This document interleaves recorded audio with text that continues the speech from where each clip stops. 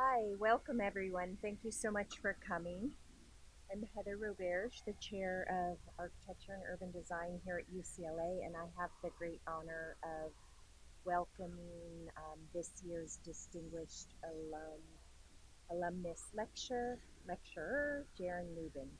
So Jaron Lubin is a principal at Safdie Architects in Somerville, Massachusetts. He's currently serving as project designer for two projects in Singapore, Jewel, which is a grid shell torus, which he may have worked on when he was a student here at UCLA. And it is a kind of lifestyle destination at the Changi Airport, and Sky Habitat, a new condominium complex also in Singapore. So he's directed numerous competitions at Safdie, including an opera house in the West Kowloon Cultural District in Hong Kong, the National Art Museum of China in Beijing, and the National Library of Israel in Jerusalem. Previously, he was integral to the competition-winning design effort for the Marina Bay Sands Integrated Resort, and most notably as the resident design architect of Sky Park. So for those of you who may not be familiar, um, Moshe Safdie emerged on the international architectural scene in '68 with his Habitat 68 housing complex built for the Montreal World's Fair. Since then, the architect, who was born in Israel and raised in Canada, has designed striking cultural, civic, educational, and residential buildings around the world. The firm recently celebrated its 50th anniversary. So Jaron graduated from AUD 14 years ago, and with the exception of a short time working with Moss on the design of a puppet theater at the Carpenter Center, Jaron has worked for Safdie. So the office focuses its attention on dense urbanism, seeking better models for mega-scale mixed-use developments. In response to rapid urbanization in Asia, Safdie Architects develops guidelines and incentives to try to influence master planning and improve city design. The office also runs a research program that I thought was of particular interest to some of our graduate students. And that research program explores speculative ideas about the future of the built environment. So recent topics align pretty closely with some of the research happening here. One topic is dense urbanism, the high-rise tower as building block, and the second, mobility on demand, is studying the effects of vehicle sharing on the shared public realm.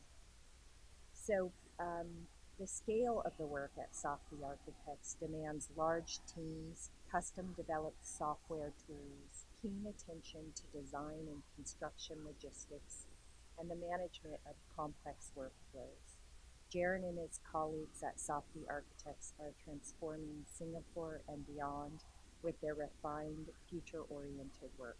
Please join me in welcoming Jaron Lubin.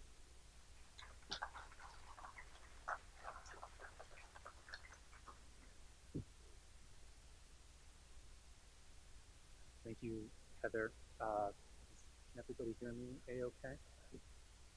Um, so 14 years ago, I went to UCLA. I'm super excited to be back and to see some familiar faces and uh, share with you some of the work I've been doing over 14 years. It seems like it's been a lot less time than that.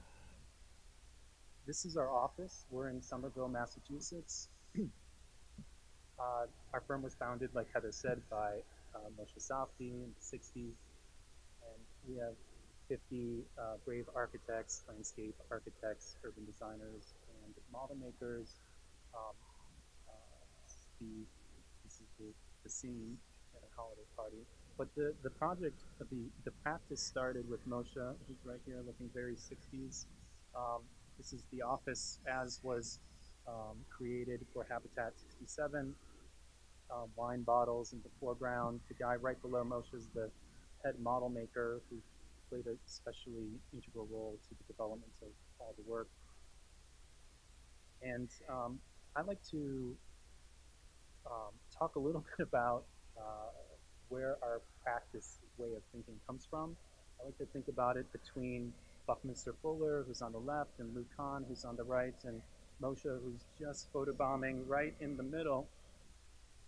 And so Moshe was definitely inspired by Buckminster Fuller in the 60s. He worked at Luke Kahn's office, and credits Luke for kind of creating, giving him, inspiring the framework of the way that we practice architecture today.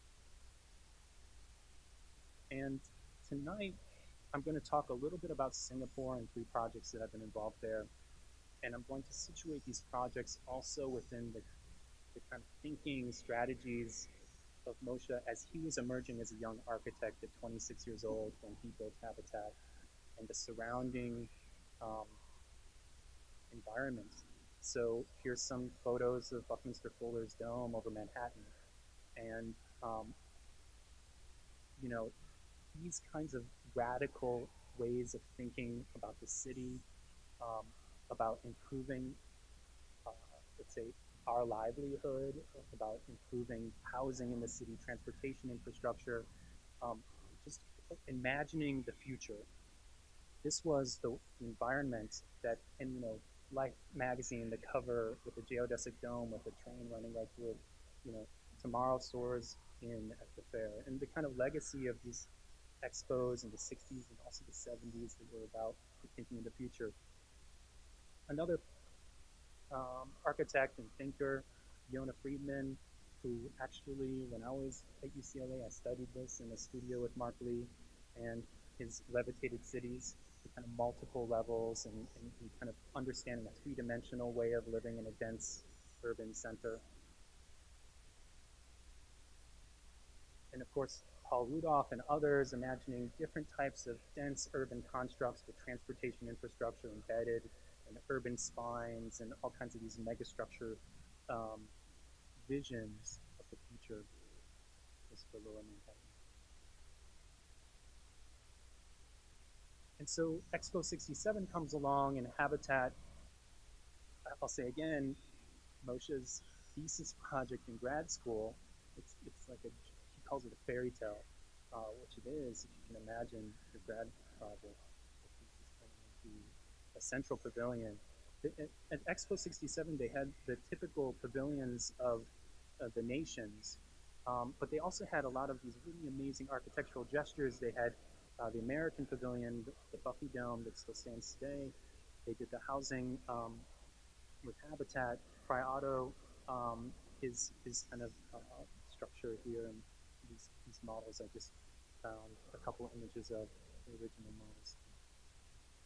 And out of this like amazing stew of thinking comes the idea of Habitat. And so this sketch is Moshe's sketch from 1963, and it's titled Meeting Place. And you just look at it and you're like, yes, this is, I mean, to me, it's amazing. There's this, we call them membranes. There are these superstructures of housing that are floating above with sky streets and people moving at different levels. There's public transportation systems below and above, trams and domes and cascading architecture, and the scale of things is we call it, we're fractalizing surfaces. So this is in a stark contrast to Moshe was responding to the vertical point towers emerging as part of the modernist mode. And the original model of Habitat, which is right here, it's about 8 times bigger than what was built. And actually the original model includes, it's a mixed-use development. It's a hotel, it's retail, it's got clinics and schools and religious institutions, and it's basically a city that might be more similar to the sketch that you saw in the previous slide.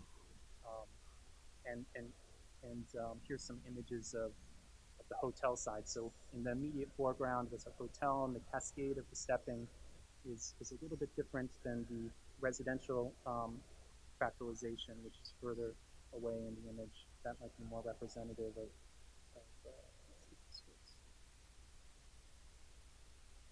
Habitat back there. And so you can imagine what's really ironic is that the day that Moshe got the news that he couldn't build this huge complex, but only what would have become Habitat in 1967 was like soul crushing. Um, and in the same spirit, Habitat has had great influence over, we studied Habitat in architecture school. Here's some drawings of Habitat that I thought were particularly interesting at the ground level and the open public spaces. Um, so what happened next is here's it's probably 28 here, and the shape of things to come, right? And the cover of Newsweek, an architect is on the cover of Newsweek, the shape of housing, the future of housing. This is 1971, a couple years after Expo. And there was great interest in Habitat. In fact, the office commissioned a series of these drawings to kind of depict, this was a project that we did in Puerto Rico, the kind of scale of production that could be the mass production of these interesting geometric forms. And there was a bunch of different examples and types of habitats that were created. And this is the imagination of one artist as to how this prefabricated series of houses and modules could have been lifted into place and stacked, and in this case for the Puerto Rico project, self-supporting. Each concrete box was designed to support the weight of others in the ground.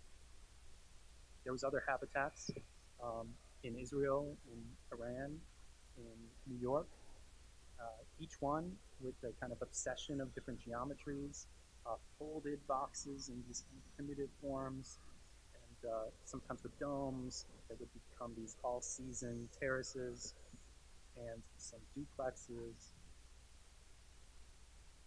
My favorite is one of two iterations of a habitat in Manhattan. This was the first one. And the first iteration of this along the east side was a series of these boxes, again stacked, self-supported, but amazing drawings. This was kind of a spirit of on the waterfront. And the second iteration was maybe more bold even than that, which are these are organized 3 towers on superstructure central masts. And all of these are using, I would say, like bridge structure technology to hang these boxes, because at a certain height, the boxes kind of stack on top of each other structurally, so they're hanging off of these central circulation and structural spines.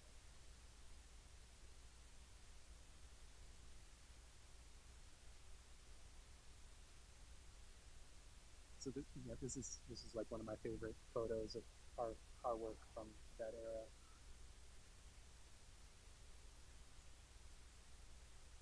And aside from Habitat, there was other curiosities in the public realm. We, as an office, Moshe was teaching at Yale and entered the competition for the Pompidou Center. This is our entry. The philosophy here was, can we lift a folded plane of this kind of interesting kind of truss structure, revealing the public spaces below in the Beaubourg Place, and connecting to parking, public circulation, public transportation. The museum itself is within the truss, and then a public park is walkable and on top of it. And this was another kind of theme that started to emerge through, this was 1974, 75, and several other projects that were in the same spirit of, it's emerging from this like utopian visionary spirit, usually pretty bold schemes. So I just wanted to kind of explain that kind of context a little bit, because tonight, this evening, I want to position some of our more recent work in Singapore that I just thought it was interesting to kind of position these two things side by side. And I'm going to share 3 projects that we've recently completed there. And I'll give you a little bit of background on Singapore, and then I'll take you through those projects. And so Singapore, I think majority of people now know where Singapore is. The little red dot, it's an extremely small place. It's the size of Manhattan and its boroughs. And I lived there for 4 years when we were building the Marina Bay Sands, and I got to know the place really well. I got to know the people and, and the kind of way how projects are delivered there on sites. And I, I, I think it's an amazing it's an amazing model of city development, not just a model of governments that can inspire experimental architecture, but there's this match of interesting and simple policy and innovative architects coming together, and you're seeing this place transform very quickly. And curiously enough, um, Singapore as a place started in the 60s. You know, this is a young country um, emerging over only 50 years and becoming what it is today. And there's this interesting alignment between the 60s here. And the reason why Singapore's one of the many reasons why it's so unique is that they see the kind of density, the mega density of the city, the issues and challenges of design. They're looking directly at it and they're planning for it. It's not going to hit them by surprise. And so they have authorities like the Urban Redevelopment Authority, the URA, the HDB, the UCA, the LTA, all these acronyms of agencies. There's a lot of rules in Singapore, as you know. Um, these agencies are both looking after these rules, managing the kind of process of design with architects, and also looking way ahead. So their land use plans are looking 30, 40, 50 years in the future and understanding what this place will be and planning for it. So a couple diagrams on the right-hand side, which I'll just explain briefly. Um, on the bottom, this is the open space network of parks that's going to be Singapore by the year 2030. And they are aspiring that 85% of homes in the entire country will be within 400 meters of a park. So top diagram is the transportation network. And so again, by 2030, 80% of homes will be within 10 minutes of an MRT station, a subway stop. Super connected. And actually, they went further. Recently, I heard that actually they want all the connections between your home and that MRT station to be connected. So with a little shed, so you don't get rained on if it's a rainy day. So this is really kind of broad thinking. And you may have read recently, I think there was a New Yorker article about it several years ago, that Singapore's also literally redefining its shape. So all these blue edges in this diagram, this is all reclaimed land. So between 1960, even before that, there's a kind of a history of land reclamation in Singapore. But by the year 2030, it will be 26% bigger as a place. So, and so all these edges, and I'll show you some of them. This is going to be a new industrial area that they're pulling off here. This whole piece here is the airport. And this is a 22-kilometer stretch of land that's your gateway into the central business district. And so, then there's kind of select and targeted new towns that are being developed along some reclaimed land here and there. And this diagram that I found in an article that was written recently in some research that was done on this reclaimed land is showing in color. This is all, so the black and white zone is where the city edge used to be. And so when you arrive at Changi Airport in Singapore and you take your signature 22-kilometer ride into the central business district, this is all reclaimed land. This is land that has public housing on it. This is land that has a new beach coastline. This is totally manufactured new. And I should say also one of the most interesting things about Singapore is the way that they're tackling housing. 80% of Singaporeans are living in public housing estates, subsidized housing through the government. And the quality of living in these housing developments is very high, very safe, very interesting, and they're even experimenting there with things like sky gardens and stuff that you would have maybe typically thought only reserved to luxury projects. This is a view when you land in Singapore and you get in a taxi and you ride through the East Coast Parkway on this 22-kilometer stretch underneath these ring trees. And it's pretty sensational. It's a statement, to say the least. And this is completely, this is a landscape that's been designed. And the trees are beautiful one by one. And so now we'll look at some of the land that's totally affected by this reclamation. And I'll talk about it later. This is our Marina Bay Sands here. And so this whole highlighted stretch used to be ocean. And so the entry in here by small boats delivering goods in the British times. This is the seaside here. And so aside from having big aspirations as a country to do things broadly, they also have localized and targeted plans like the plans for the Central Business District, which was previously here from the 60s to, let's say, the year 2000, and now with aspirations to be refocused around the entirety of this bay. The size of the bay was studied by the URA. They wanted to match it to the size of, they figured Baltimore Harbor was beautiful. So the dimensions are actually totally defined by research.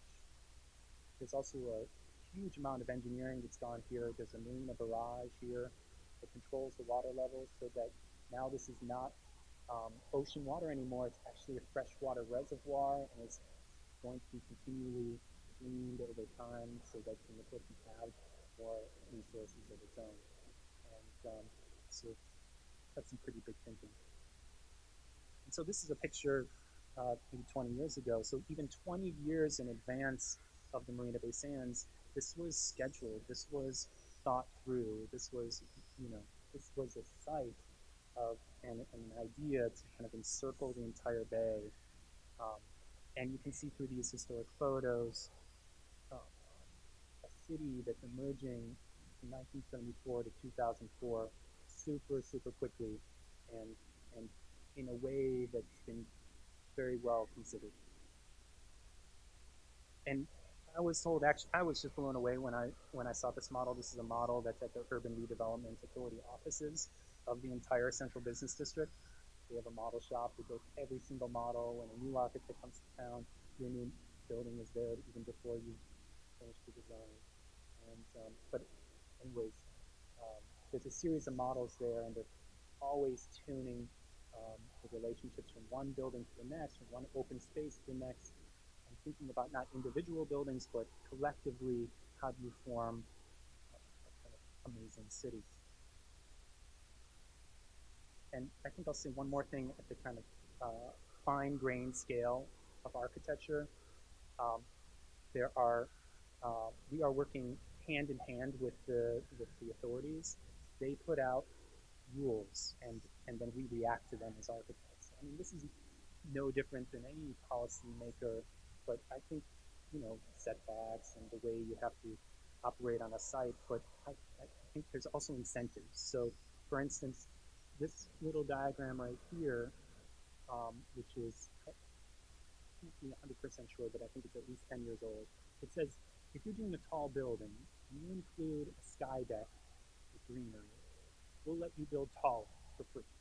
And also, by the way, that diagram shows that if you follow these simple rules, the area, when you're calculating areas of a tall building, you don't have to count these areas. These are exempt of area calculation. So they're not going to count against your overall VFA or your efficiency. You can have that free.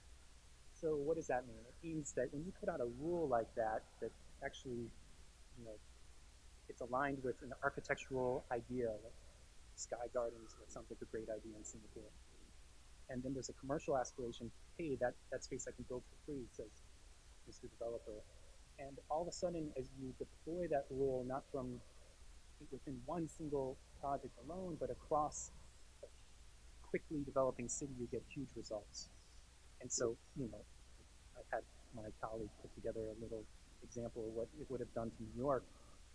And of course, that's ridiculous because, you don't do this after the fact, but you can imagine how a city skyline changes so significantly by just having simple rules. And another simple rule I'll explain as I describe in a project, Sky Habitat, is also related to open to above. So all these terraces from the year 2004, I think, until 2012, because they're open to above, they were also exempt of GFA calculation.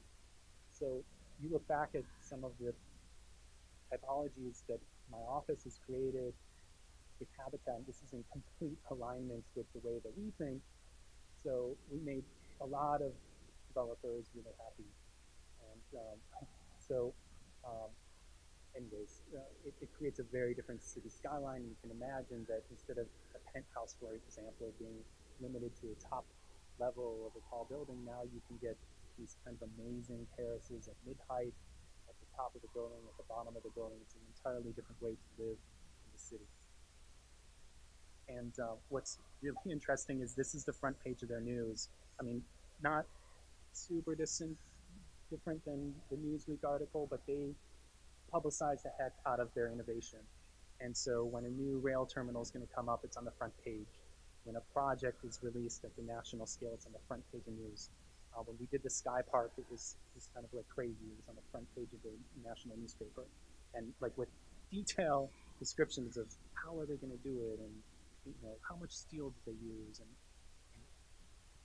but it's also there's a tradition of great architecture in Singapore, all the way back to let's say the local architects. There's William Lim, DP Architects. There's a series of amazing pieces that are still in place there that I recommend that you go see if you visit. And there's also a legacy of mega projects being built all at once. Some imports. We have Paul Rudolph down here. This is an amazing project he did called the Esplanade. There's a Portman district with a lot of what I think are his most beautiful atrium. Roche Dinkaloo, Ian Pei, and others. And more recently, I think as people are relating and reacting to these incentives, there's a lot of amazing local architects like Woha, these guys who are doing these tropical pieces of architecture with bridges. This is another architecture office called ARC Studio. Gardens in the sky. This is public housing over here. So with gardens at every 6 levels, so they've created these vertical neighborhoods. This is not our work. This is just other architects following the policies that are in place in creative ways. And so I'll talk first about Marina Bay Sands. I want to share 3 projects: Marina Bay Sands, a project called Sky Habitat, and Jewel. And this is kind of the order that we built them. So that's the way I'll present them. And this is the finished product of Marina Bay Sands. I'll give you some context. Before I showed you the site, which was here at Reclaim Land, and they came to us in 2004 with an RFP. There was 2 that were on at the same time. One for an integrated resort, which was this kind of typology of hotel and casino, convention, theaters, retail, kinds of commercial activity. But there was a second RFP for this project here, which was called the Gardens by the Bay, and these projects were built at the same time. So, and we opened pretty much concurrently. So this is this amazing, futuristic botanical gardens, and side by side, totally interconnected and woven together our project. Now this is the central business district right here, and over the next 20 years, this will completely fill in around this corner and encircle the bay.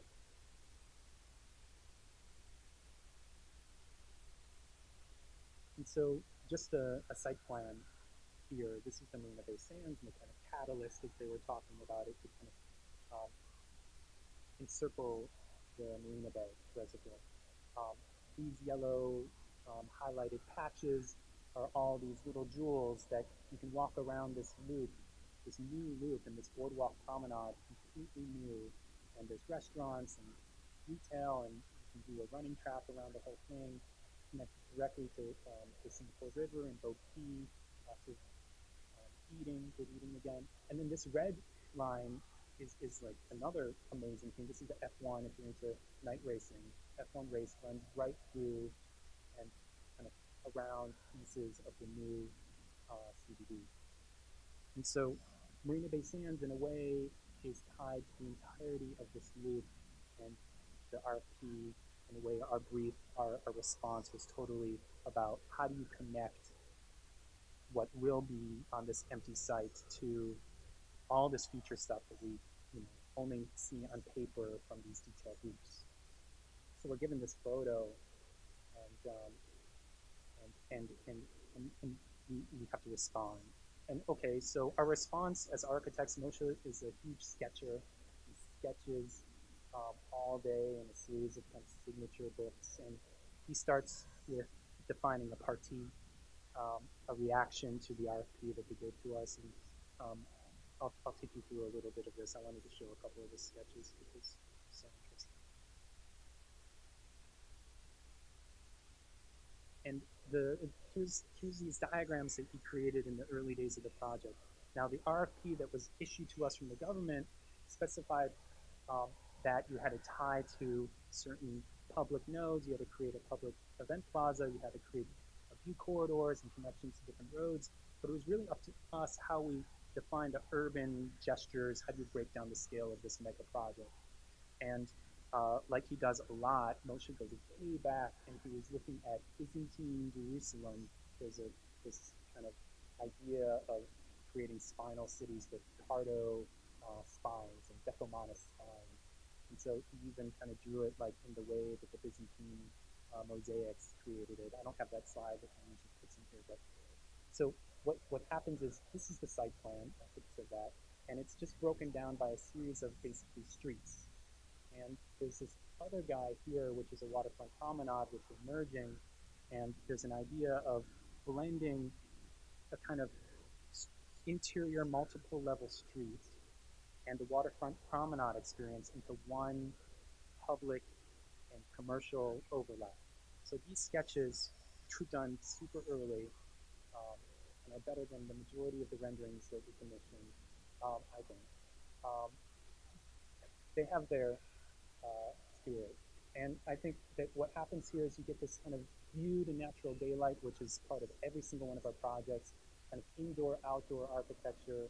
You have an alignment of the commercial world and the kind of way that you would orient yourself in a very, very big project. So it's a self-orienting building. It's hard to get lost there. And those yellow lines that you see here are those key streets. And now those streets are then capped by huge nodes of activity. So each node is a different event. There's huge scale public art pieces.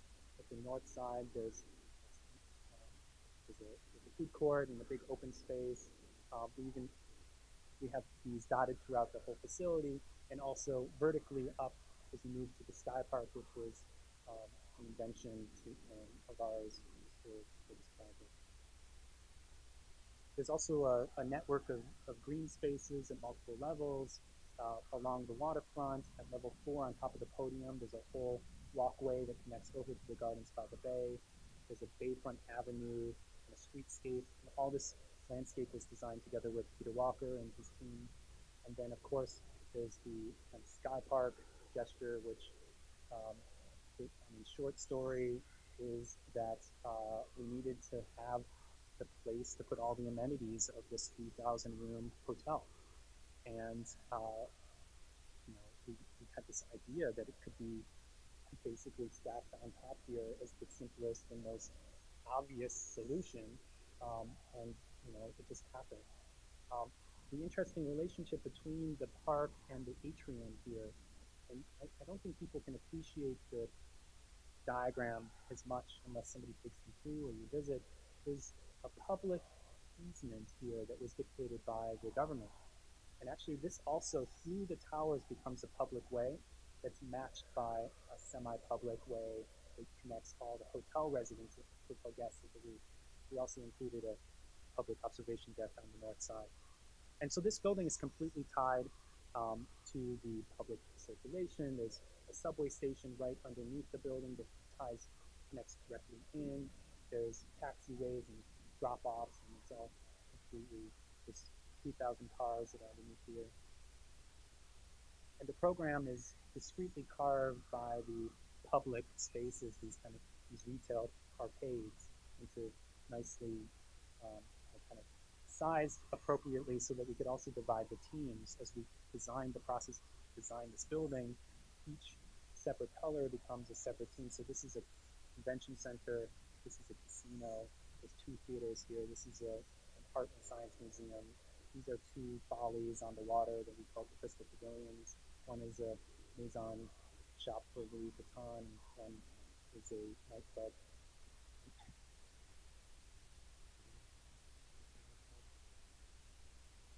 Okay, and then you lift the kind of roof, the podium roof, and you see this is Asia's biggest ballroom, multiple level casino, and some theaters. I'll show you that in a little bit more detail.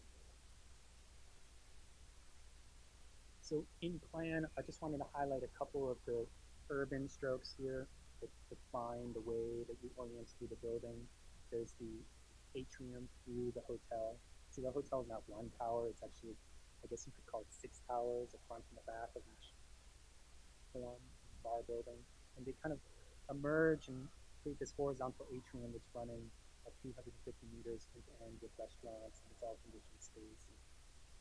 And this is that public way I was talking about. This zone here and this zone here we call the view corridors. And so they were prescribed that they needed to have corridors that were connecting from the waterfront to the bayfront avenue. But where they go and how did they work and how are they tied to everything, that was up to us. And so this idea of the multiple level retail glue that's running around the entire project and connecting directly to the stretch of land, the Waterfront Promenade that's encircling the bay, that's fundamental to the partie. So the Waterfront Promenade, these are the Crystal Pavilions, and they're in the same spirit as many other pavilions that are actually around the bay. There's like 6 other pavilions by other architects that are spilling out, and some of them are restaurants. Ours have underwater tunnels that we walk through to get into, and it's side by side with this amazing boardwalk promenade. Pete Walker and his team, they came up with this idea for a 750-meter long stretch of just 3 palms just marching along, just end to end, and it creates this wonderful park space side by side with a lot of eateries that are spilling out from the inside of the mall. And like I said, some of these spaces have indoor nodes and outdoor nodes. This is a piece of art by Ned Khan. It's called the Vortex Oculus, and it's a single piece of acrylic with water that gets pumped out, circles around, and blasts through a small hole at the bottom. So it's like a big drop. And actually, the art was part of an incentive for more GFA. If you, as a developer, as a major developer, put enough artwork, enough funds into these pieces, you were able to then secure more area to build. So another interesting relationship: more public art, more area to build.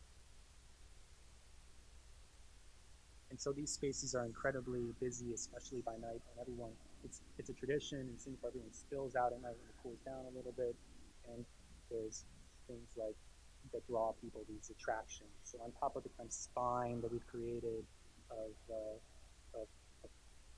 all this mini city, there's all these elements that have been programmed in: light shows, water shows, cultural activities. There's a yearly art festivals in the round. And this is just quickly a cross section of the Grand Arcade and the view from interior to exterior.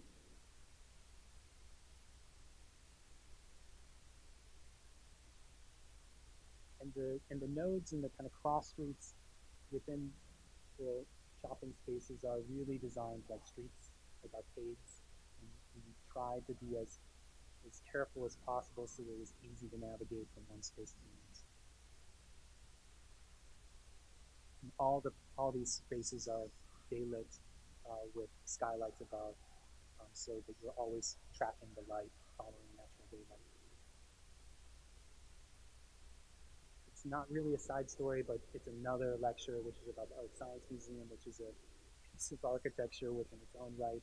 And this is a cultural project on the promontory that's featuring exhibits by artists, art and science exhibits coexisting in one space. There's black box exhibits below the promenade and more experimental exhibits above.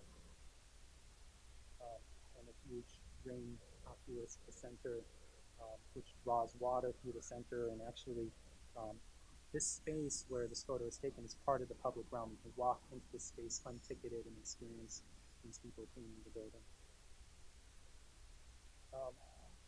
There's also the podium pieces themselves. So this is one of the two 1600 seat theaters. The kind of infrastructure of the retail now holds this really wild casino. We designed the ceiling, and we worked with David Rockwell's team to design the interiors. It's one of the few tall casino spaces in the world. And the creation of the chandelier, again, is another story, but it involves a ton of Swarovski crystals and a lot of 3D models. There's a lot of hidden gems in the project. This is we really were given a lot of opportunities to design. This is the pre-function space for the theater with the wonderful carpet that we designed in the spirit of Lloyd Wright.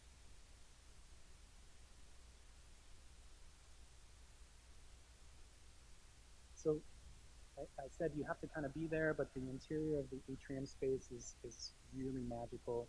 It's 400 meters end to end. It's filled with restaurants, and all the rooms, both sides, the first 24 stories of the hotel, overlooking from the corridors down into the space. We also worked with Anthony Gormley. This is a piece called Drift, which is hanging in Tower 1.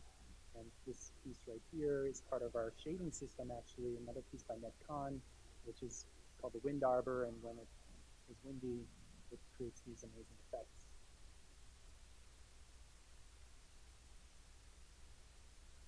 And on top, I'll talk a little bit about the Sky Park, which is at the 57th level of the building. It includes a very popular swimming pool. It's 150 meters long, and we just came up with the idea that it should look like one body of water. And there's a whole engineering story behind that. And there's underwater movement joints because these are tall buildings and they're moving independent of each other. So the whole how to build this thing up there was it's now behind us. Now we take it for granted, but through Marina Bay Sands, we learned a lot about how do you design these bridges on top of buildings. So this is a Spago restaurant, Wolfgang Puck. This is a really expensive nightclub, and this is a nice restaurant here. Public observation deck, which is separately accessed and ticketed, and you get kind of a great view all over Singapore. And this is a park that's running end to end. Again, the entire landscape and hardscape was designed with Pete Walker's team.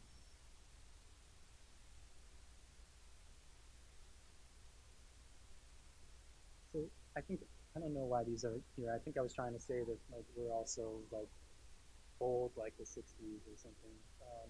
So that's Gene. We were up there, and I have a fear of heights. But when we were building this, they totally went away, and we were out there photographing every day as part of our regular routine. This is the cross section of the Sky Park, which is really interesting. The hotel concrete structure stops at level 55. And we create this reveal between the top and the bottom of this spa space as restaurants. There's going to be, we're thinking about putting other things in there recently. This is back of house, toilets, kitchens within the kind of hall of the ship, and the swimming pool overlooking the city and the gardens on the west side. And this is kind of the signature photo.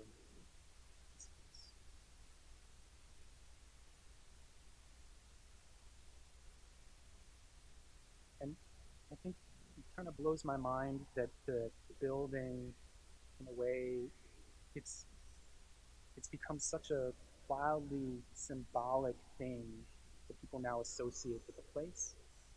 We have, it's just, they have 3 different types of Lego kits that they've come to us for advice on. That leopard swam in our pool. People have jumped off the Sky Park at the airport. You can buy pen holders. David Beckham hangs out there a lot, Martha Stewart. Um, but it's also become a kind of a showcase of kind of national pride of the place. And every year they do their national day, and the whole bay becomes the spectacle, the destination for the whole city to come and celebrate um, Singapore.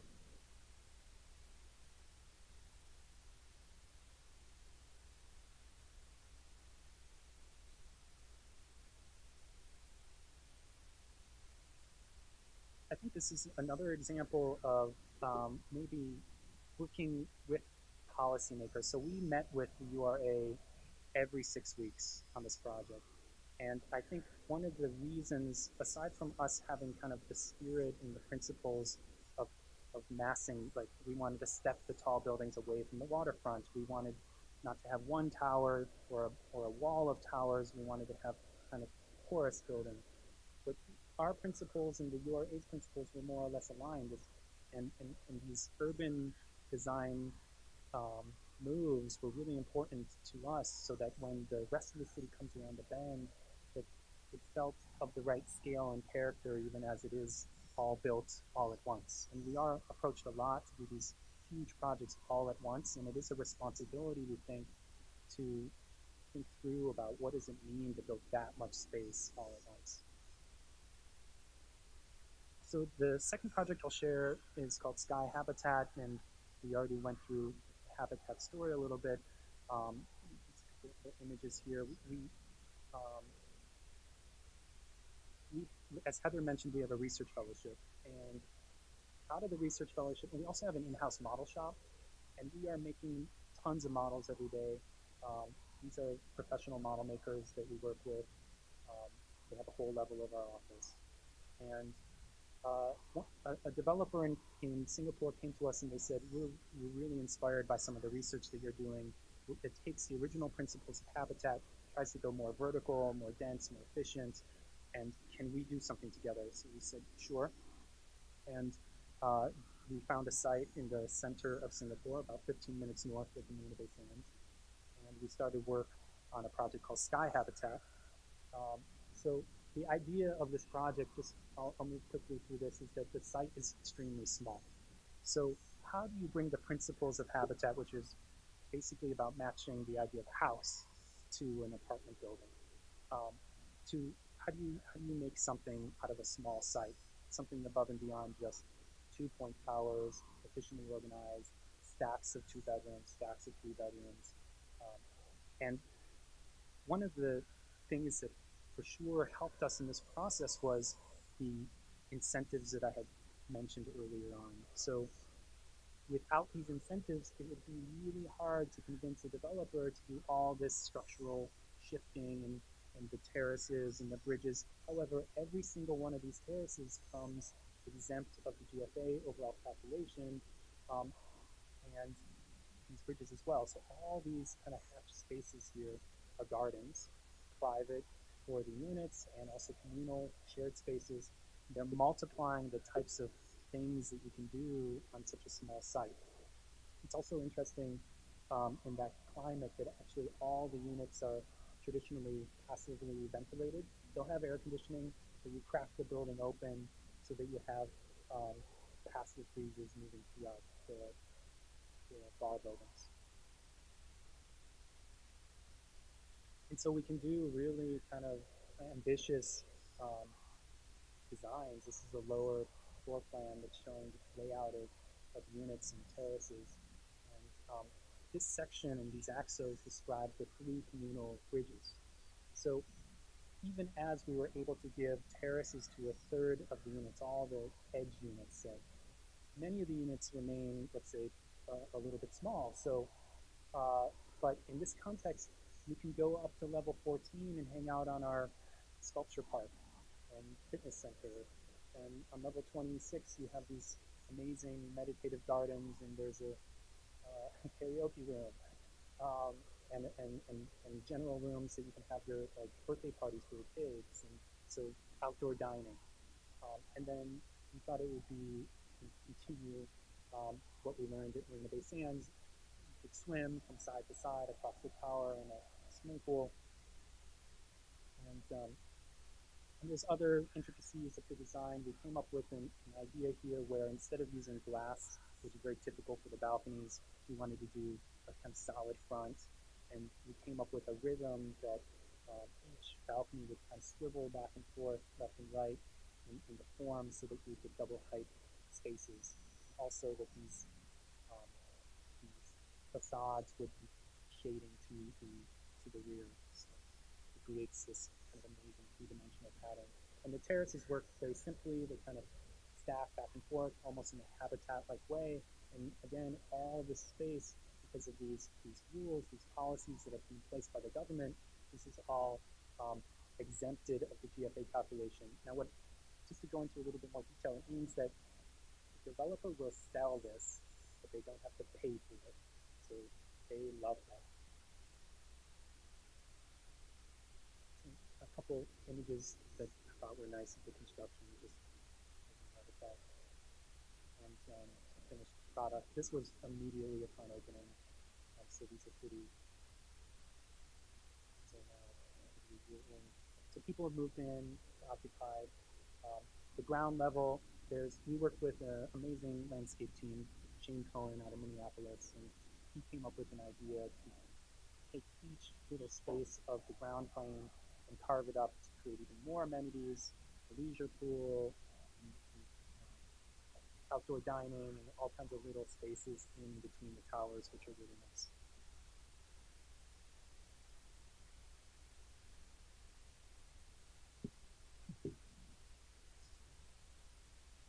The third project I'll share with you is Jewel, Changi Airport. And Jewel is another collaboration with Capital Land. They were the developer we were working with at Sky Habitat. And we received a brief. This is Changi Airport, and so this orientation, that East Coast Parkway with all those trees that I showed you earlier in the presentation, those are running through, and they create a termination right at Terminal 1, which is the first terminal that was built in Singapore. This is Terminal 2, Terminal 3, this is a very nice SOM project, and Terminal 4, which is just recently being completed. And so there's a control tower and there's a parking lot there. And the difference between how people use the airport in Singapore is very reflective in terms of how much interest and investment there is in the public shared spaces of Singapore. So it's not uncommon to see people in the departures hall taking their wedding photos. And it's not also uncommon to see like this when you're boarding a flight, and every time you go there, there's some other programming that's happening on the land side. This is before you're going in through security. That's just showing how much investment they've put into these shared spaces. And there's also students who are in these spaces studying for exams. There's grocery stores in the basement below the terminal. And there's a lot of people who live in the neighborhood who actually go to the airport to have dinner just because it's nice. And so it's a place where people collectively have had a lot of pride and memory of experiences, and in fact, it's become a kind of public space.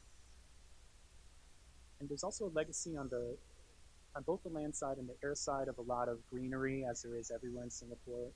Singapore's the garden city. So at the airport, you have things like a butterfly garden, and gardens everywhere you look. And so the brief for this project was, as we read it, was for a mall. And there's a lot of malls. There's a ton of retail in Singapore, and we're being asked to do a lot of retail these days. And retail, especially in Asia, they're very sophisticated in terms of finding new mixes of things to do aside from just shopping at what might be traditionally called a mall. And in fact, they're calling it something different now. They're calling it lifestyle destinations. So the kind of nature of shopping is changing significantly there, and it's actually becoming completely interwoven with transportation, with your public space, your kind of street life, and a lot of times it's a little bit overwhelming for me. There's a lot of malls in Singapore, but they're very different than the mall experience that we have here. And so the brief said that they wanted 90,000 square feet of the mall. They wanted some gardens inside of it, and they said the way to differentiate this mall was let's come up with an attraction to put inside of it. And so this building being at the center of all the terminals, Moshe starts sketching immediately two ideas. The first was, again, back to the spirit of Buckman Circular, a huge dome, um, and a dome-ish form.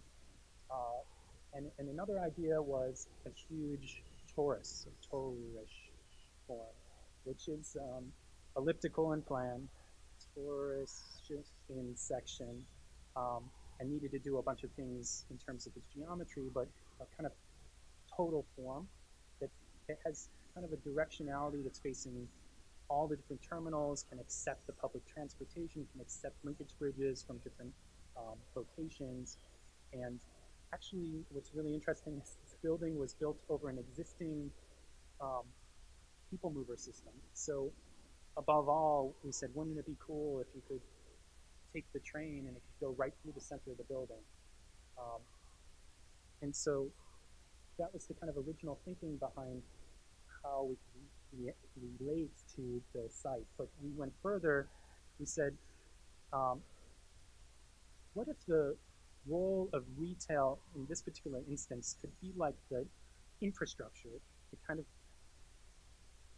of backbone, and then side by side there could be, so we could take that gardening component and we could supersize it. So instead of a mall with an attraction in it, the garden could be the attraction, and the mall is kind of feeding into it. And so how do we kind of stack these two things on top of each other? The mall components are highlighted in blue. Below, there's 5 stories of retail, multiple levels. Below grade, which is getting a little bit darker, there's a series of IMAX theaters and food courts, food halls, and 3,000 cars. There's a transit hotel, landside hotel, and there's a lot of aviation facilities as well. And then stacked on top of that, there's almost a separate building altogether, but they're side by side. And so this is a garden, which is based in the kind of geometry of a sphere, a ballooned out sphere. And so this zone right here we call the Forest Valley. Again, we're working with Pete Walker and his team, Adam and Julie, and we came up with this amazing idea for nature trails that you walk up and down, and this is really a space that is going to be quiet and surrounding this major. Okay, so we chose the torus instead of the dome, by the way, which means that when it rains, and it rains every day, it's going to be crazy. And it's a 40-meter tall fall, which I think is going to be the tallest in the world, and it's going to celebrate the storm events in Singapore. Not only will water fall over the glass dome, but it will free fall down 40 meters into kind of our secret project within the project, which is a singular acrylic cone down here. We're working with acrylic specialists and with wet design here in LA, Burbank, and so this contains the splash and the sound, but also becomes a kind of a viewing portal for people in the lower levels, bringing natural daylight. The rooftop, I'll explain up here, again, still under the conditioned space, is more active for families, and here we positioned a series of attractions, little mini attractions within the garden itself. So we said the garden is the draw, it's the destination, it's a public space at the airport, and then within the garden, you have a heck of a lot of stuff you can do. You can program it, you can invite artists in, you can do things. We're doing stuff with the Exploratorium in San Francisco. And so this was the rendering as it was depicted during the competition. You can see the train. This is the existing train, which has been quite a nuisance to build around, which is crossing through in the project. So every 2.5 minutes, people will kind of like be transferring between terminals and kind of see 35 seconds of this crazy 40-meter tall waterfall garden, pop out the other side, which makes me happy. This is a floor plan of one of the typical floors, just to describe how the building works. So you have a double-loaded wing of retail. Another kind of interesting way that we worked in the early stages is we shifted the oculus of the tourist to the south. because we didn't want the water to fall on the train. Because we thought, and we thought that could be cool, but also dangerous. And but also there was a commercial incentive, said one bright retail guy. He said, because Terminal 1 is up here, we want a heavier load of retail and the massing of retail to be weighted towards one side. So he said, sure. And so, anyways, it's still a total form, but there's manipulations within it that are both commercial and programmatic. There's also what we call gateway gardens. There's 4 of them on each axis. They accept the linkage bridges into the project. And there's little canyons here, say 5-story tall canyons, that carve between the spherical Forest Valley shape and the ring of retail. So it's knit together. We didn't want the garden to be a mall environment. One of the things that we've done is we've created 28 terraces throughout the garden, throughout the Forest Valley, that are kind of like the backyards of these units. So let's say there's a nice restaurant right here. There's several of these restaurants with a little terrace on the back side. I'll show you that later. This is the overview as if you're cutting through the roof park right below the structure. You can see the entirety of the loop of activities all the way down to the tree pond at the center. And at night, sure, like, we're working with LPA in Tokyo, amazing lighting designers. They did Roppongi Hills, and we're doing a very dimly lit space. So at night, it's going to maintain the character of kind of gardens that you're meandering through. And so the previous kind of axis of the ECP, the East Coast Parkway, used to be what was the first kind of modern structure, one of the first modern structures in Singapore. It is now terminated by our Jewel project. And so every time I go back to JFK, I like remember this image because that is very different from JFK.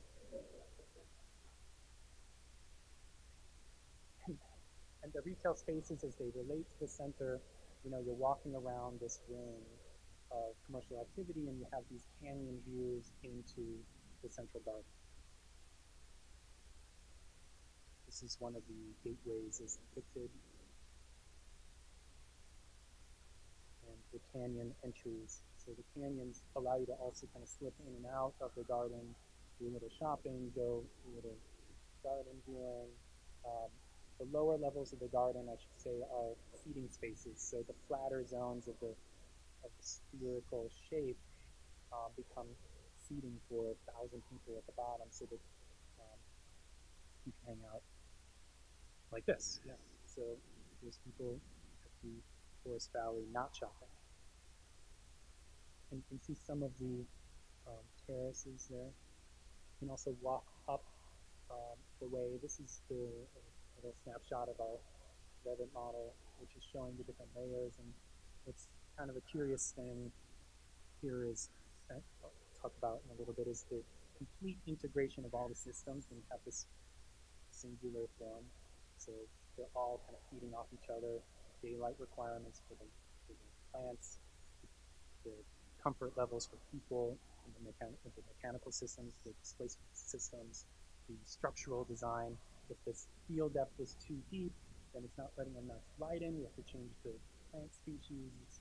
It's a very integrated building. This is a series of renderings of the trail experience. We walk up 5 stories from the level 1 up to level 5. And here's our depiction of what it will be like one day to be having coffee or tea out on one of these terraces. And there's a series of types of terraces that are arrayed around. We wanted them all to be unique.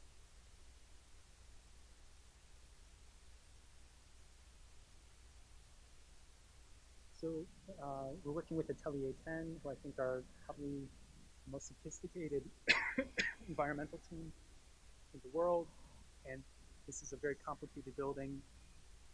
We're cooling only the spaces where people are and allowing the heat to get really hot in the upper levels to dissipate out through the oculus, which is actually open. it's a series of hot air events also, at Apex. Um, but really, we're treating this as almost two buildings. There's a conditioning system to the center, which is working part and parcel with the fluid dynamic behavior of the rain vortex, this waterfall at the center. And then this is a more traditional cooling within the atrium spaces and basements, of course. And we didn't want there to be, uh, mechanical ductwork all over the forest valley, or it would ruin the kind of idea of this garden space. So integration of all the cooling systems so that they're completely invisible was basically the project. So the blue lines represent hidden displacement grills that are at your feet level. You won't see them. You'll be covered, of course, by green. And this was a huge challenge. And one of the ways we were able to do it in true monumental form is we built a 5-story piece of it, which is very typical in Singapore to build large-scale mock-ups. So as a way to make decisions and with a huge client team, we selected 6 different locations for mock-ups. One of them was the Forest Valley, where we planted it, we lit it, we included all the kind of mechanical and lighting and all the CCTV equipment, everything in there to make sure that it was all to our liking. We did this with the contractor as we were developing the drawings. And so actually what's really a side story, of course, is that by building mock-ups like this, it informs the design in the later stages and allows you to make changes within your working models to help you save cost, and it's an evolving design process from beginning to end rather than, here's the drawings, contractor.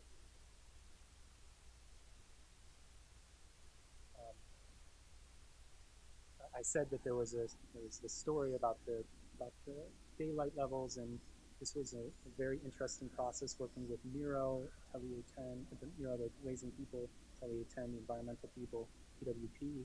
There were 3 people, Bureau Happold, structural people, and facade people, and ultimately coming up with a dynamic and gradient grit patterns so that it lets more light in where there's trees that demand the daylight levels and hours of daylight to survive and thrive, less daylight in over the atria where you want it to be a little bit more shady.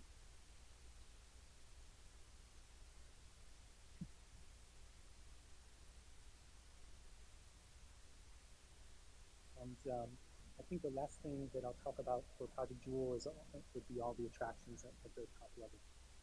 So whereby the Forest Valley is the story of this climb, of these trails, the climb up the different peaks and different views to the water feature at the center. This is kind of a ring 400 meters long of leisure activities. And there's a lot. So the north side is anchored by a beer garden and event plaza. This is hangout place. The event plaza is leased out for big corporate events. This quadrant of the project was developed together with 2 net artists who do specialty walkable nets. One's German and one's French. And we were responsible to make that work. And so the nets are kind of climbing through the trees. So it's entirely a garden framework, a garden structure that's designed by Peter Walker's office. And then we worked closely with all these contributors, artists, and these types to install these things. So on the south side, there's a huge slide. It looks like a Manishka floor sculpture, but you can actually climb and slide all over it. Here's an installation by Exploratorium, which are these series of smoke ring pockets. They're like mobiles that blow smoke rings up that cool the space too. There's a topiary garden, and then this was my favorite. I had the opportunity to meet Adrian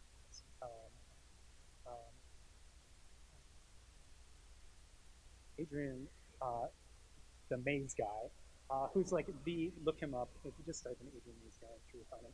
He's the foremost authority on mazes. He's in the UK, and the client group and a team of us went there. We met him, and he is amazing. Hedge mazes, mirror mazes, labyrinths, and the whole history of mazes. And so he's designed a whole series of maze events within the Starving here.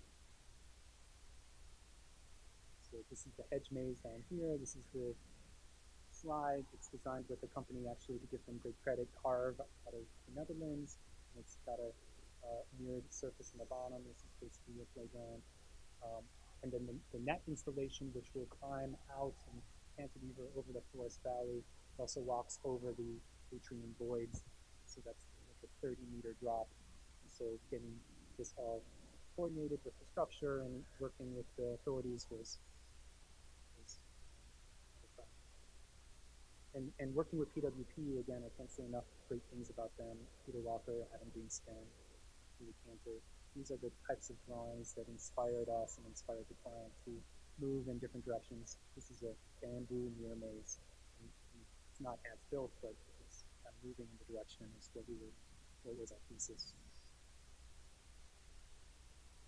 And if you ever wanted to see a drawing that you give to a contractor or topiary, giant topiaries, this is what you do. So they're going to have them. I don't know what, actually it's like a huge point of debate. How many elephants, how many monkeys. That's like turned that part of my email off.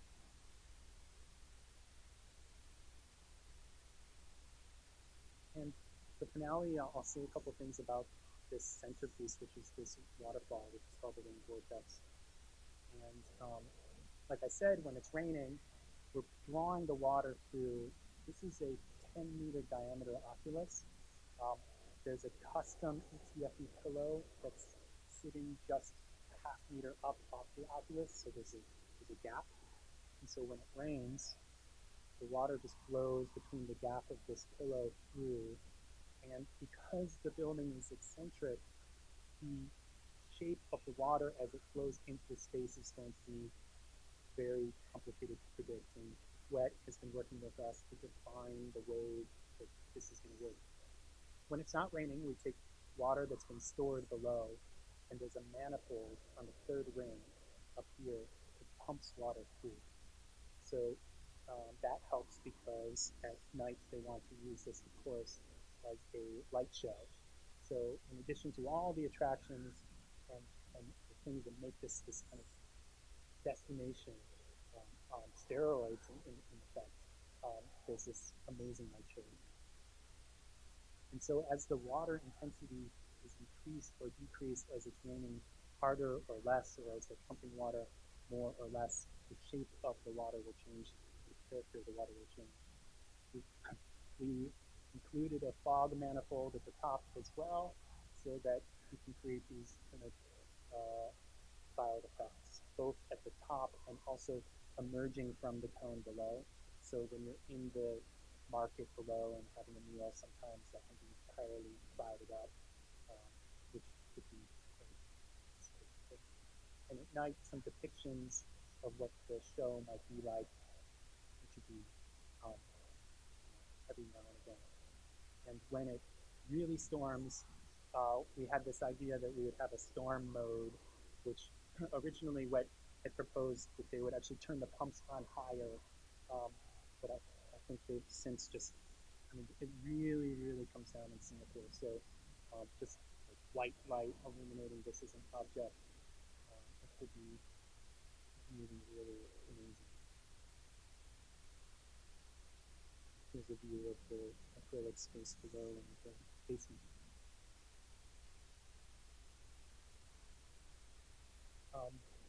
Some pictures of the mock-up that we completed last year here in LA.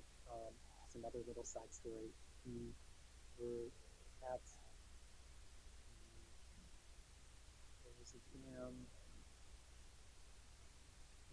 in the area where I travel a lot, so my memory is bad. So we created a fifth of the object at full scale, and we lifted up to 40 meters height. Actually, as shown there, it's only halfway up. And then they pumped water to try to get an understanding of the effects and the sound. We put air up there to measure the sound quality and the splash. And that was pretty exciting. And so this picture was taken a couple months ago. I think by now the tower cranes have been removed and the glass has been fully installed. They move really quick. And I think a couple of images I'll just share. The recent site progress for the inside and out. This is one of the gateway gardens on the north side that connects to the terminal. And this is just off the side of all that. These are huge panels of 2.5 meters length, so they're actually constructed with multiple panels. If you're interested in this kind of stuff, the tessellation and the overall structural design is dictated by the maximum panel size glass that we could get. So actually we worked back and forth with your Happold. We said, okay, well, let's not pick a triangle that any length would be, any length this direction would be more than 2.5 meters, and then let's work backwards to craft the calculations and depths of steel work for the grid shell above. The shell over here is very simple. It's just a very simple padding system. But the dome above was more or less defined by that parameter we decided after early on. So here's an image from yesterday of the construction site with the trails coming up, and they've just removed the crash deck from the 5th level, separating the construction work that was happening above and the construction work that was happening below.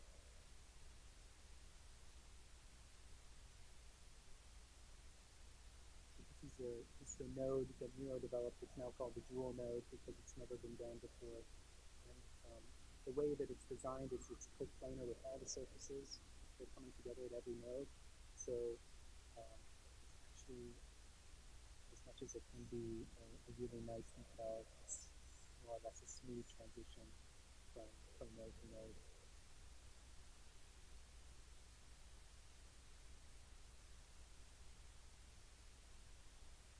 So those are the 3 projects I thought I would share, and that's my Singapore adventure for you. But coming back to LA, coming back to the US, and then kind of reflecting a little bit, and this lecture has given me the opportunity to think a little bit about putting this into context. I think, now this is not Singapore, this is Hong Kong, and you think about Singapore as a skyline, let's say, sky. And so there's a couple things. First of all, I think one observation that's extremely clear is that when you have informed policymakers who are thinking at the grand scale, kind of long lead time, thinking about the issues of livability in the city, then you're going to achieve much greater, much faster transformations than, let's say, leaving it to architects alone.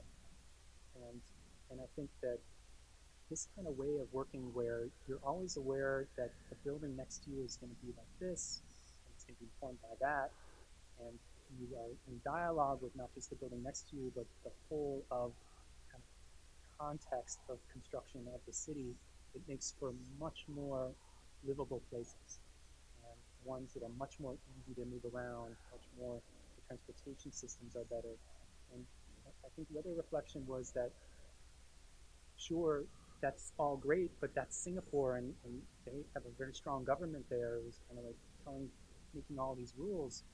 Can we look to our government in the same way to do these types of things? And it's like, yeah, no way. So reflecting back on the 60s, reflecting on the ambitions and the visionary ideas, I just think that we need to spend a whole heck of a lot more time as architects now in this environment back in the US, coming together, working together, and on our own terms, helping define better cities and better places. So thank you very much for allowing me to share that.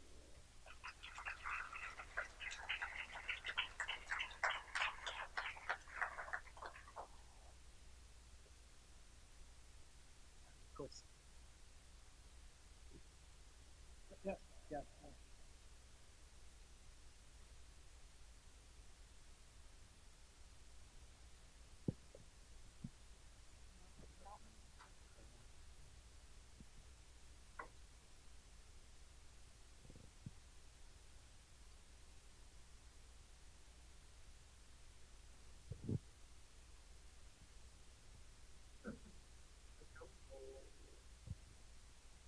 how involved is the office in the programming and writing the brief for these projects, especially the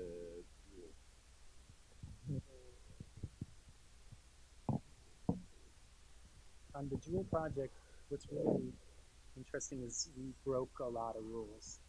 Um, we delivered a project that was a reinterpretation of the brief for sure. They asked for a certain amount of area of garden and we quadrupled it, for instance.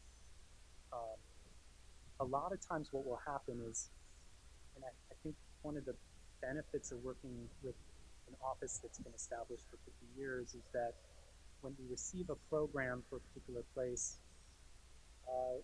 we have an intuition, or Moshe has an intuition, and we are growing to have that same intuition as a practice of where we can stretch the program from the given written form.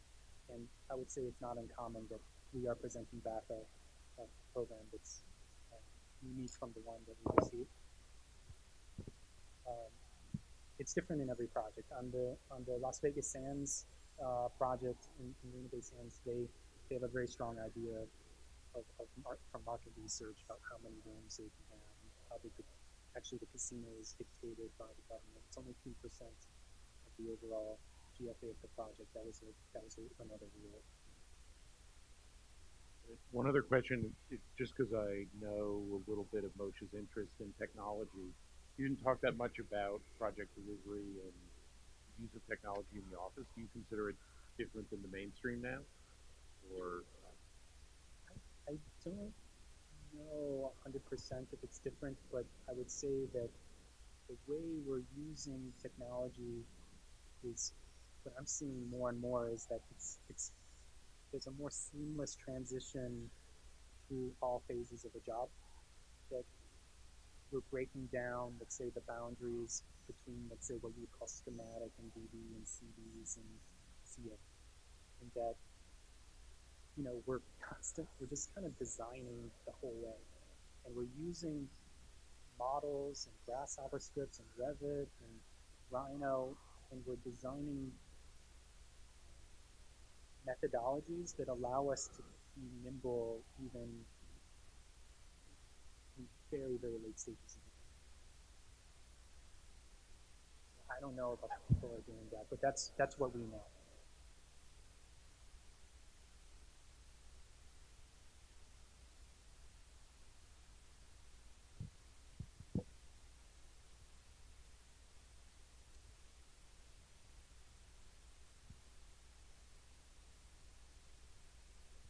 Hey, did you know that we know each other? Yeah. I wanted to meet you. Oh, but we met. Yeah, again. I know. Yeah. I just realized that we met in Yeah. 2004. Yeah. And the puppet on the puppet theater Yeah. project. Yeah. It's crazy. Yeah. It's so good to see you. Yeah, she worked on that project.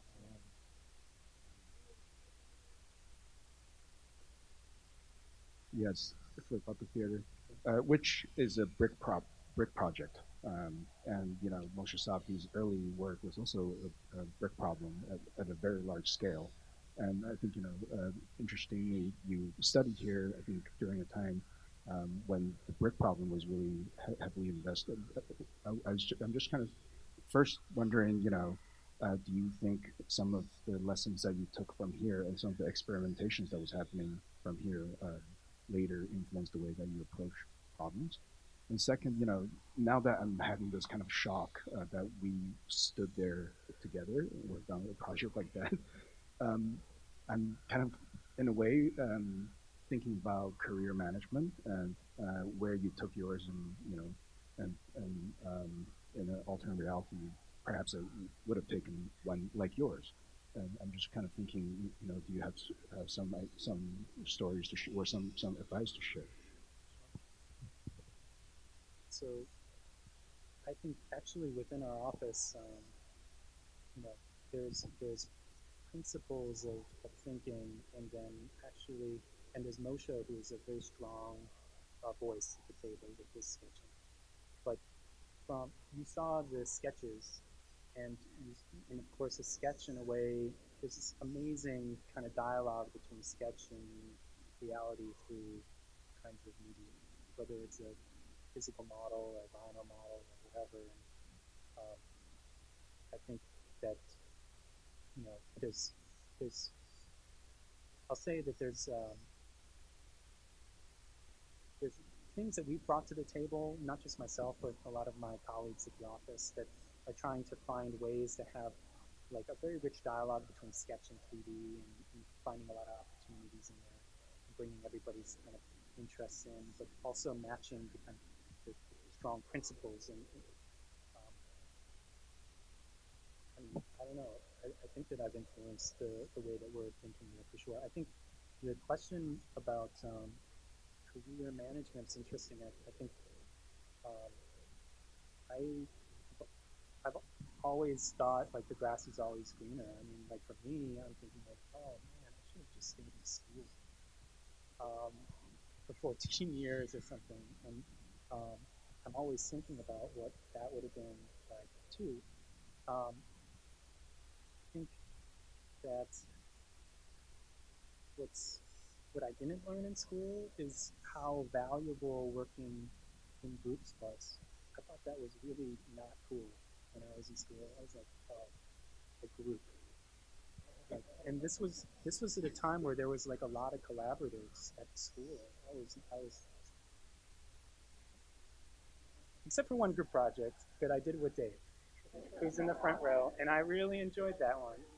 That was great. But I think that the value of working with groups is not, maybe it's different now, but I mean, these types of projects were one voice, and you have this cartoon, you have this sketch, and you have to convince like rooms and rooms and rooms and rooms of people that like, this is what we should do.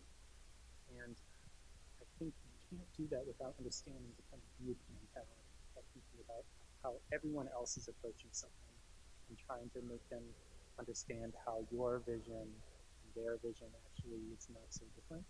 And that, I don't know, that's a lesson learned probably too late or something like that. But we're also in our practice teaching within. We have people, we're trying to run our studio like a studio, like an ongoing, like out of school studio, and now you've entered into a practice space.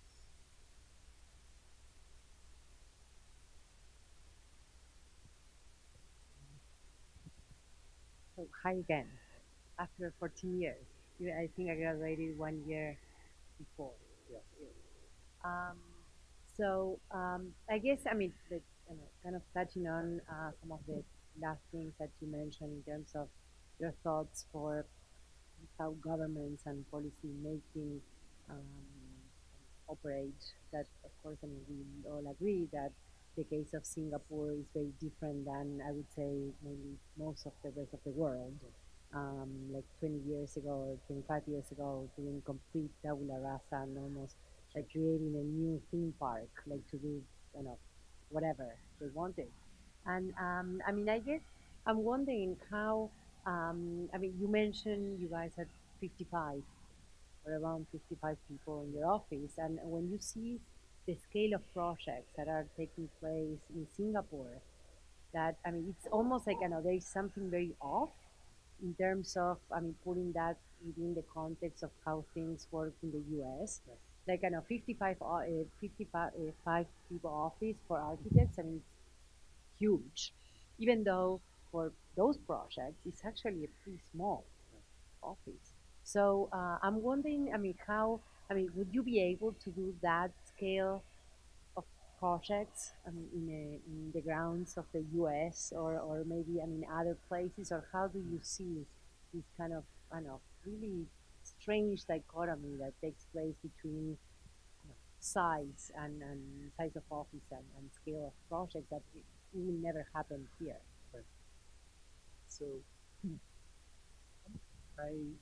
the way how we do this is we we partner with like a much bigger office wherever we're working. If we're working in Shanghai, we'll have a Chinese LBI who's working side by side with us, and if we're looking in Singapore, for instance, on the Marina Bay Sands, we had one of the biggest architecture firms in Singapore with us, ADIS. And so what we do is we'll take our team, which will be, let's say, 5 people working on one component, 5 people working on another, 5 people. And we'll take those people and we'll be volunteers, and we'll take maybe 1 or 2 people from there, and we'll implant them into the kind of production firm, the tendering firm, the firm that's really all about. And so while their responsibility is very clear, they need to put out the bid sets, working with the tenderers, working with interviewing all the different contractors, that we are also in the room. And this is also like, from Moshe's experience working at 24 years old, he's very happy to have a 26-year-old young, aspiring, ambitious person sitting there because they've been part of the mission, they understand the story. You might not know exactly what's going on in the room, but they represent us. And so we have eyes on the ground, and we don't have to be super seasoned architects. But the other thing that happens is with those firms, those firms are huge. Like, they break down in terms of the way they work, and it's a longer story, but they have directors and Singaporean architects, but then they have drafting teams, which are very low cost for that side of the world, and they can basically supercharge a team. So like, you have the design team, which just cuts people, injecting into a Singaporean team that has a drafting component that's mega, and all of a sudden the kind of potential of those PV drawings, that's how it gets started. In the U.S., I'm not sure whether we could follow the same model. There's also a growing stigma in Asia where people don't necessarily want to partner anymore because they can do big projects now. And that's happened only within the last 10 years, that actually those firms that previously were trying to reach out to firms in the US or in Europe or whatever are now saying, hey, we can do that too. So I think if anything, what that will mean is that things like what's happening currently in Singapore is only going to happen more quickly because there's many more firms being much more experimental and interesting stuff.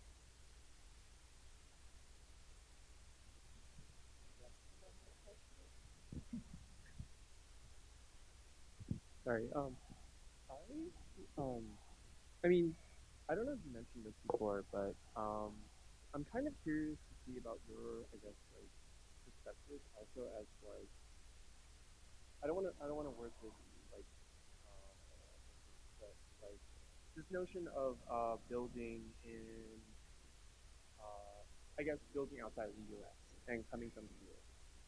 This gesture of participating with I guess, like a company or a developer that participates in this sort of gesture of like developing structures that kind of can oftentimes, I guess, become problematic to certain ecologies.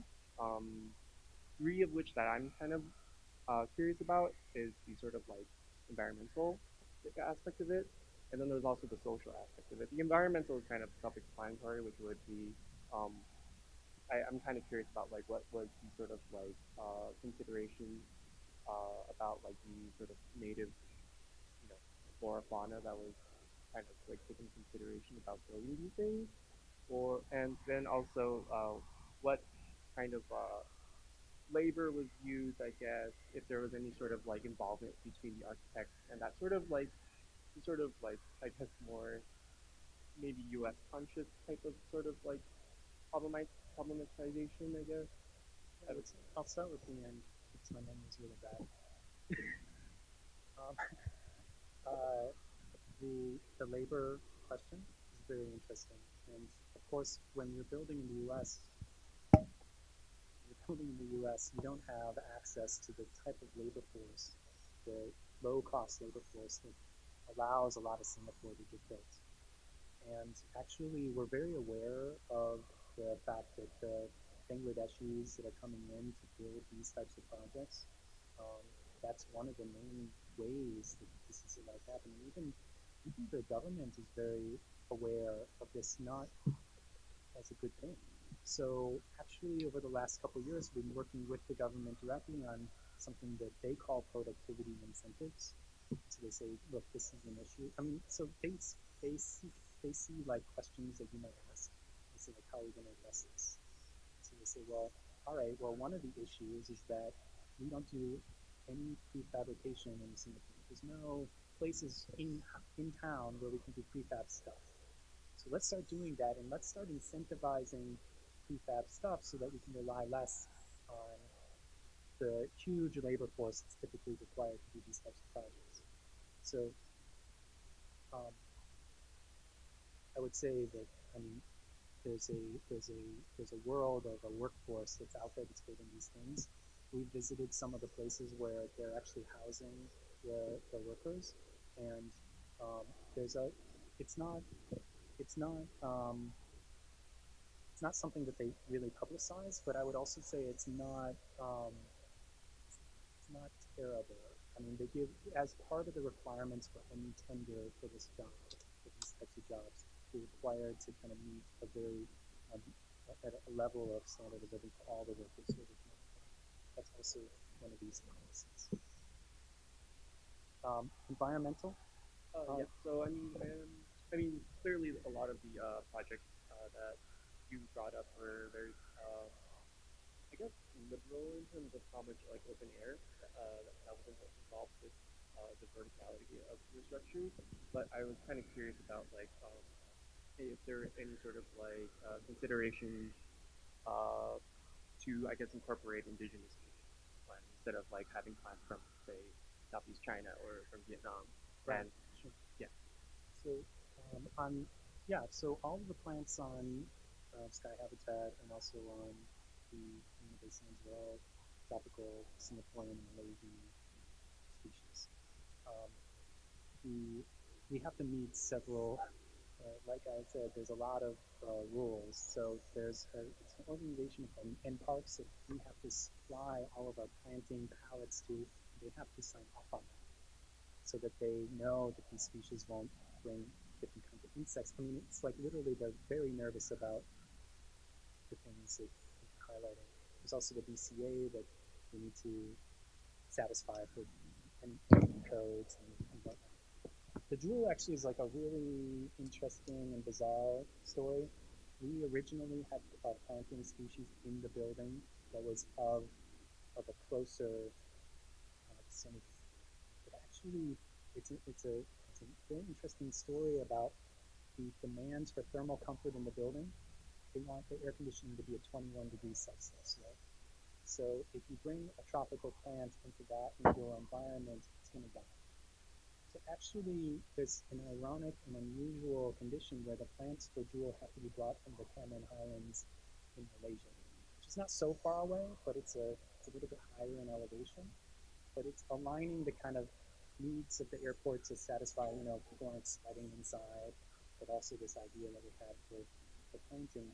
And at the same time, we're like, oh crap, are we going to be able to satisfy then the environmental agencies that we're still going to be able to meet Green Mark Platinum, which is a requirement of all these national projects.